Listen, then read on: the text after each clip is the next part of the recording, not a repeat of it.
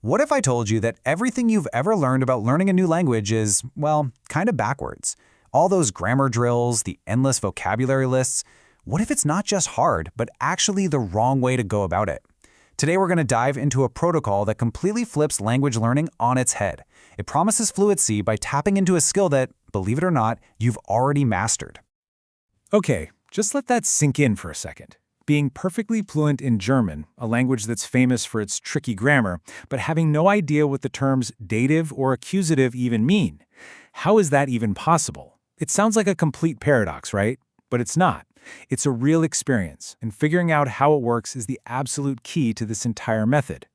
And the person who said that is Paola Di Lello. For her, this wasn't some kind of lucky accident. It was a huge aha moment. She realized she'd stumbled onto something incredible and basically started to reverse engineer the process of how we learn as children, turning it into a step-by-step protocol that pretty much anyone can follow. So here's the big secret. There is no secret. It's really all about rediscovering an ability that we were all experts at once upon a time. The whole protocol is designed to copy the most powerful learning period of our entire lives, from the day we're born to about age 3. It's about acquiring a language, not studying it, and that's a huge difference. When you think about it, the idea is actually so simple, it's brilliant. From birth till you were around 3, your brain was basically a language learning superpower. You didn't hit the books, you didn't do flashcards, you just absorbed. You soaked up everything around you without a single grammar lesson. This protocol is all about systematically getting back to the way our brains are naturally wired to learn. And this right here, this is probably the single biggest mistake that traditional learning makes.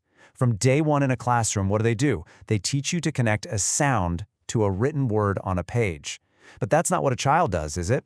A child connects a sound directly to a thing, an object, a feeling, an idea.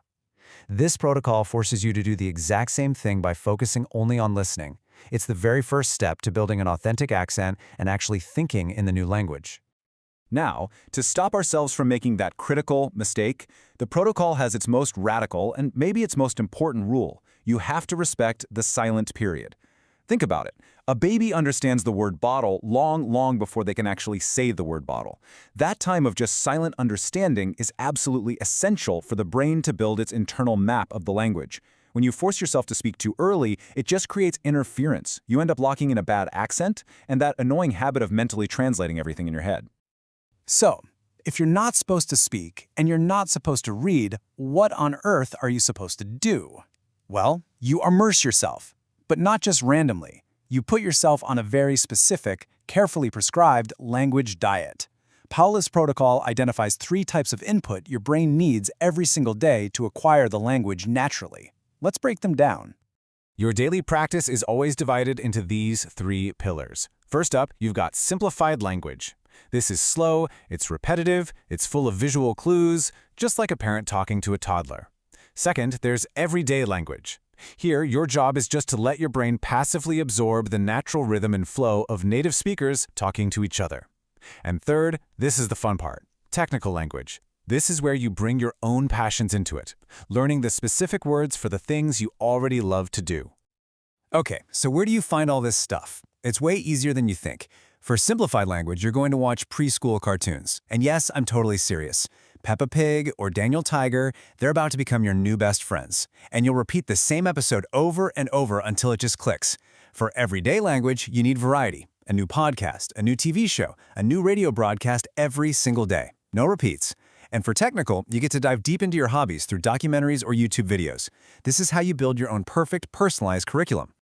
Now, this all might sound like a lot of fun, and, it is. But don't get me wrong, it is not random. This requires real discipline. There are a few non-negotiable rules you have to follow to make this work, and they are literally the foundation of your success. Okay, these are the non-negotiables. A minimum of 45 minutes every single day, 7 days a week. No exceptions, absolutely no subtitles. I know it's tempting, but they are a crutch that just forces your brain back into reading mode. You must honor the silent period no matter how much you want to talk. And you use that 80% comprehension rule as your guide for moving on. Following these rules isn't optional. It's the entire engine of the protocol. Consistency is truly everything. And Paola is very direct about this herself. This isn't a magic pill. It's a shift in effort. So instead of torturing your brain trying to memorize grammar rules, you're committing to the discipline of daily immersion. The protocol gives you the how, but the consistency, yeah, that has to come from you. All right, enough theory. What does day one actually look like? If you wanted to start this tomorrow, what would you do? Let's break down the practical steps to put this whole thing into action right now. So your daily commitment starts at just 45 minutes. That's it. You're going to break that down into 3 super focused 15-minute blocks. 15 minutes with your cartoon, 15 minutes with a podcast or a radio show, and 15 minutes with a YouTube video about your passion. That's it. It's totally manageable, and you can easily fit that into pretty much any schedule. So how do you know when to finally move on to a new cartoon episode? This number right here is your guide. You're aiming for 80% comprehension. We're not talking about perfection, just a solid, comfortable understanding. For some people, this might take a few days. For others, a few weeks. Paola even mentions it took her 8 months with one cartoon for English, but only 1 month for German. The timeline is yours, and yours alone. The principle is what matters. So, when does the magic happen? When can you finally start talking? The best part is, you don't even have to track it. Your brain will tell you. One day, you'll be listening and you'll get this uncontrollable urge to repeat a phrase you just heard. Or you'll be doing something totally unrelated, like making coffee, and the perfect phrase for it will just pop into your head, completely out of nowhere. That's the signal. That's your brain saying, okay, I'm ready. And when those phrases start bubbling up on their own, that is a massive milestone. It means the foundation is officially built. You haven't just learned the language, you've genuinely acquired it. And now, and only now, is it time to flip that switch from absorbing to producing.